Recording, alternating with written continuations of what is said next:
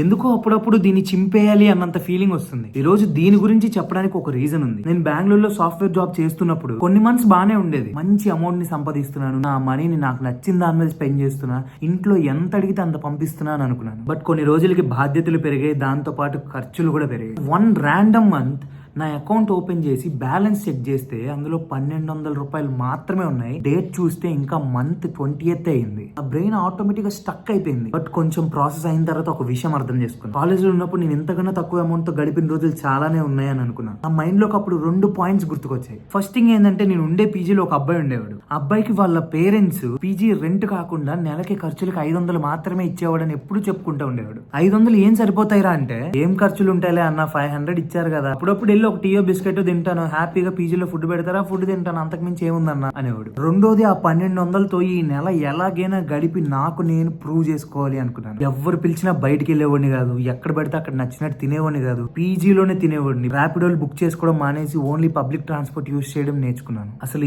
ఏం జరిగిందో, ఎలా ఖర్చు పెట్టానో తెలియదు కానీ 30వ తారీఖు వచ్చేపాటికి ఆ 1200 అలానే సరిపోయినాయి. ఆ 30వ తారీఖు నాకు అర్థమైన విషయం ఏంటో తెలుసా, దీన్ని సంపాదించడం ఎంత ఇంపార్టెంటో, ఎలా ఖర్చు పెట్టాలి అని తెలుసుకోవడం కూడా అంతే ఇంపార్టెంట్. ఈ డబ్బు అనే దాంతో ఒక ఇల్లు, కారు, బైక్ మాత్రమే కాదు వచ్చేవి, లైఫ్ ని ఒక డిసిప్లిన్ తో ఎలా లీడ్ చేయాలన్న అవగాహన కూడా తీసుకొస్తుంది. దీని మీద మీ వ్యూస్ ఏంటో కామెంట్ సెక్షన్ లో చెప్పండి.